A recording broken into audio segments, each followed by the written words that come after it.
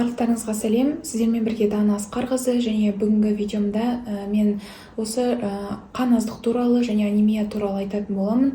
Қазіргі кезде қан аздық немесе анемия ауруы өте кең таралған.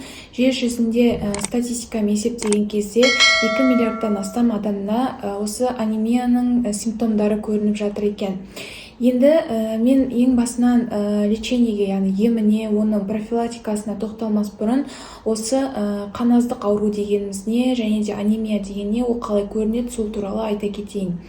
Жалпы қан негізінен құрамында көптеген жасушалар бар: эритроциттер, тромбоциттер және лейкоциттер, және де басқа да элементтерден тұрады. Және де осы қанның яғни гемоглобин деңгейінің жоғарылауына және де осы қанның азайып кетуіне, көбеюіне тікелей жауап беретін осы эритроциттің құрамындағы гемоглобин деген белок болып табылады. Гемоглобин құрамында негізінен 4 темір атомы болады. Және де осы темірдің, жалпы гемоглобиннің негізгі қызметі тіндерге оттегін тасымалдау болып тұрады. Егер де организмде темір немесе гемоглобин жетіспеген жағдайда, онда организмде гипоксия, яғни оттегінің жетіспеуі, соған сәйкес иммунитеттің де түсуі және де басқа да аурулардың пайда болуы мүмкін. Жалпы анемия негізінен көптеген аурулардың дамуына себепші болады. Біз жалпы темірді қайдан аламыз? Соған тоқталайық. Жалпы темірді біз көбінесе өсімдік текті және жануар текті тағамдардан ала аламыз. Өсімдік тектілерден көбінесе мысалы хлорофилдің құрамында көп болады. Ол әрине жасыл өсімдіктердің құрамында, және әсіресе шпинаттың құрамында темір өте көп болады. Сонымен қатар жаңғақтардың ішінде, фисташканың ішінде, одан да бөлек мысалы жеміс-жидектердің ішінде гранаттың құрамында, алманың құрамында темір өте көп мөлшерде болады. Ал жануар тектілерде бүкіл ет және де балық өнімдерінде темірдің деңгейі жақсы көп мөлшерде болады. Жалпы организмге темір қай уақытта керек? Ол көбінесе мысалы жүкті әйелдерге темір өте көп мөлшерде керек болып саналады. Олар күніне өте көп мөлшерде, тіпті бізден гөрі, біз мысалы қалыпты адамдар күніне 8 миллиграммдай темір қабылдайтын болса, ал беременность, яғни жүктілік кезеңде немесе кішкентай балаларда темірдің мөлшері өте көп болады.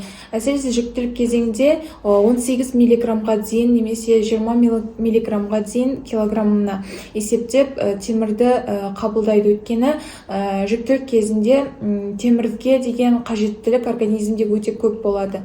Соған байланысты жер бетінде ер адамдарға қарағанда балалар және де әйел адамдарда темірдің жетіспеушілігі өте көп. Жалпы темір жетіспеушілігінің негізгі қауіп-қатер факторларына вегетарианецтер, әсіресе мысалы мүлдем ет жемейтіндер деп айтсам болады, тек қана өсімдіктермен, көкөністермен қоректенетін тамақтанатын адамдардың ішінде осы темір жетіспеушілікті анемия кездесіп жатыр. Қатты қан кету кезеңінде, онымен қоса етеккір кезінде, басқа да өзіндік генетикалық аурулардың әсерінен кейде темірдің жетіспеушілікті анемия дамуы мүмкін. Темір жетіспеушілікті анемия қалай көрініс береді?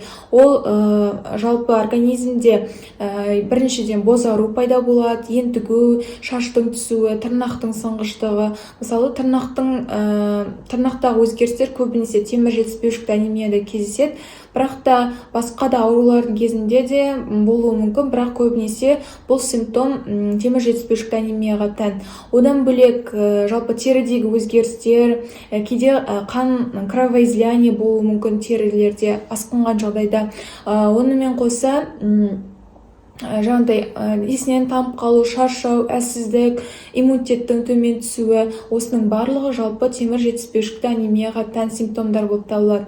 Жалпы темір жетіспеушілікті анемияның өзіндік жеке арналған симптомдары бар, ол асидерапениялық және анемиялық синдромдар. Және осылай көрініс берсе, бұл анемияның клиникалық көріністері деген сөз болып табылады. Және де осы темір жетіспеушілікті анемияны білу мақсатында біз қандай анализдер тапсырамыз? Ол бүкіл миллиондаған адамдар тапсырып жатырған анализ жалпы қан анализі. Жалпы қан анализінің құрамында біз эритроциттің және де гемоглобиннің, ретикулоциттердің деңгейіне қарай отырып және түстік көрсеткішке анемияның типін және де оның қай түрде дамып жатқанын көре аламыз. Одан бөлек, егер де мысалы жасырын анемия болуы мүмкін. Кейде адамдарда қан анализін тапсырған өзінде жалпы барлығы гемоглобин барлығы нормада болғанымен ең маңызды көрсеткіш жалпы клиникалық жағына анемияның көрінісі болуы мүмкін. Және де осы кезеңде ең басты анализ ферритин және де сарысулық темірді тапсырған дұрыс. Осы екі көрсеткішке қарай отырып, біз нақты түрде осы темір жетіспеушілікте анемия бар екенін, жоқ екенін біле аламыз. Одан бөлек В12-ні де тапсырған дұрыс, өйткені бұл қазіргі кезде В12 тапшылықты анемия да өте көп дамып келе жатыр. Мысалға келтіретін болсақ, белгілі бір үй болады, қаланың сыртында, мысалы орманның ішінде, және де қысты күні оны жылыту мақсатында ағаштарды бөліп жарып қоямыз. Ал үйдің іші сол ағашпен қолданып жаңағыдай ысытып жатырмыз да. Сол уақытта мысалы ағаштың деңгейі, яғни мөлшері таусылып, бірақ үйдің іші жылу болуы мүмкін. Үйдің температурасын бұл гемоглобин деп алып қарасақ, ағаштың санын ферритин немесе сарысулық темір деп алуға болады. Егер де мысалы үй қанша жылы мөлшерде болып тұрғанмен бізде темірдің қоры болмаса, онда анемия бірден бір күні әйтеуір дамитын болады, өйткені бізде запастағы темір жоқ. Егер де сізде жүктілікті жоспарлайтын болсаңыз, жүкті болғыңыз келсе, одан алдын сіз осы темірдің деңгейін анықтап алуыңыз керек. Өйткені жүкті кезеңде сіз осы таблеткаларды, препараттарды ішіп жүрмес үшін өзіңіздің темір қорыңызды біліп, және де қаншалықты керек екенін білгеніңіз дұрыс. Және де ендігі кезекте жалпы темір препараттарына тоқталайын. Ең басында айтарым, мен айтылған препараттарды және де ұсынған препараттардың барлығын жөн-жосықсыз қолдана бермеңіздер. Сізде егер анемияның белгілері болатын болса, ең бірінші айтатыным, клиникалық көріністер болатын болса, бірінші анализ тапсырып алыңыздар. Анализді алып, өзіңіздің емдеуші дәрігеріңізге барып, сол кісінің рекомендациясын алып, дәрілерді қабылдаған дұрыс. Мен жай ғана жалпылама қандай дәрілер бар және де бұл дәрілер қандай кезде қолданылады, сол жайлы айта кетемін. Бірінші кезекте жалпы темір препараттары бұл екі валентті және үш валентті болып бөлінеді. Ал профилактикалық мақсатта көбінесе екі валентті темір препараттары қолданылады, ал емдік мақсатта көбінесе үш валентті темір препараттарын қолданылады. Үш валентті темір препараттары өте ауыр анемияның кезеңінде, мысалы темірдің деңгейі бар, гемоглобиннің деңгейі мысалы 120 мен 140-тың арасында нормальны деп есептелетін болса, оның ауыр, жеңіл, орташа степендері бар. Соған сәйкес дәрілер тағайындалатын болады. Мысалы менің өзімде темірдің деңгейі орта деңгейге дейін түскен болатын. Соған байланысты менде 3-ші валентті темір препараттарын қолдандым.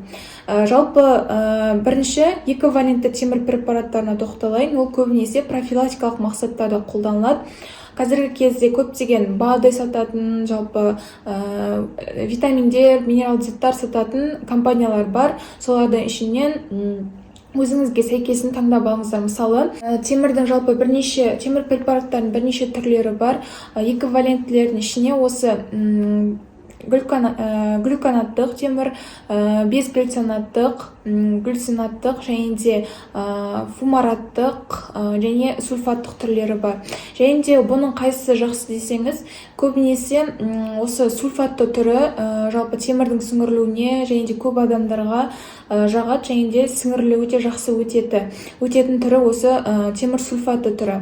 Ал басқа түрлерін, мысалы егер де сізде сульфатты түріне көтере алмаушылық болса, сізде аллергия беретін болса, онда басқа формуларын қолдануға болады, және де оларға көтере алмаушылық дамымауы мүмкін. Сонымен қатар темірдің жалпы таблеткалық түрі бар, таблеткалық түрлері бар. Осылардың барлығы таблетка түріне жатады. Одан бөлек сальбиферді жатқызамыз. Ол как лечение сияқты ем ретінде қолданылады. Және де бұны көбінесе жүкті әйелдерге және де босанғаннан кейінгі әйелдерге темірдің жетіспеушілігін толтыру мақсатында қолданады. Одан бөлек жалпы темірдің бұл таблеткалық түрлеріне одан бөлек гинотардиферон, тардиферон препараттар жатады. Оларды да жалпы темір жетіспеушілікті анемия кезінде қолдана аламыз. Бірақ та бұл таблетка түрі, егер де сізде ауыр асқынулар, ауыр түрлері дамитын болса, темір жетіспеушілікті анемияның, онда сіз көбінесе қан тамыр ішіне салынатын түрін қолданғаныңыз дұрыс болып саналады. Және де ол бірден әсер етеді, және де ұзақ уақытқа дейін жететін болады.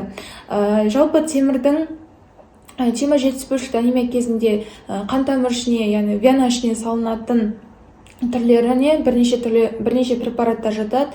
Олардың бірнешеуін айта кетейін. Жалпы оларға ферумлек, феринжект, энцифер, венафер, ферапан препараттар жатады. Және де бұлардың ішінде мысалы бірнеше ампулалардан тұрады. Бір ампуласын күніне бір реттен немесе 2 күнде бір рет, немесе 3 күнде бір рет. Егер ауыр кезеңдерде 2 күнде бір рет, немесе күніне бір реттен салып отырсаңыз жеткілікті. Және де бұл темірдің деңгейін тез көтеруге өз әсерін тигізетін болады. Бірақ та сіздерге айтатыным, егер де темір препараттарын венаға салар алдын бірінші аллерго проба жасау керек. Өйткені әсіресе ферумлек бұл аллергияны тудыруға көп әсер ететін препараттардың бірі болып саналады. Яғни зуыт пайда болуы мүмкін, және де басқа да ішкі органдарға әсер етуі мүмкін, немесе раздраженность болуы мүмкін, басқа да ақыр соңында мысалы шокқа дейін жетуі мүмкін. Осындай асқынуларды болдыртпас үшін бірінші проба салып көруіңіз керек. Одан кейін дәрігеріңізбен ақылдасуыңыз керек болады, және де содан кейін барып салсаңыз болады. Жалпы темір препараттарының ең ауыр жанама әсеріне бұл бауырдың асқынулары болуы мүмкін. Ең бірінші темір препараттары бұл бауырға әсер етеді. Соған байланысты егер де бұл препараттарды тағайындап ішкеннен кейін міндетті түрде өзіңіздің жалпы организміңізді анализдер арқылы тексеріп алғаныңыз дұрыс. Және одан бөлек жалпы интоксикациялық белгілер болуы мүмкін, яғни құсу, жүрек айну секілді. Және де ең басты белгісі жалпы ішек жолдарында іш қату болуы мүмкін, немесе іштің кетуі байқалуы мүмкін. Жалпы темір препараттарын қанша уақыт қабылдаған дұрыс? Жалпы курсы негізі максимум 3 айға дейін созылады. 1,5 айдан 3 айға дейін темір препараттарын қабылдасаңыз болады. Және де осыдан кейін қайтадан анализ тапсырып, темірдің деңгейін анықтап алып, егер де нормально болатын болса, 1,5 ай тағы да созып профилактикалық дозада қабылдауыңыз керек. Немесе егер тағы да жетіспейтін болса, тағы да 3 ай қосып, тағы да емді жүргізетін боласыз. Жалпы темір препараттарына қатысты сұрақтарыңыз болса, және де емге қатысты кейбір сұрақтарыңыз болса, комментарийға немесе менің өзімнің жекеме жазсаңыздар болады. Мен сіздерге жауап беретін боламын. Келесі видеоларда да жалпы организмге қатысты кейбір аурулар, қандай аурулар дамиды, және де олардың алдын алу үшін не істеуіміз керек, сол туралы сіздермен бөлісетін боламын. Жалпы бүгінгі видеом сіздерге түсінікті болды деген сенімдемін. Егер ұнаса лайк басып, комментарий қалдырып, арнама тіркеліп қойыңыздар. Сіздермен бірге болған Дананың денсаулыққа каналы. Келесі видеоларда жүздескенше сау болыңыздар.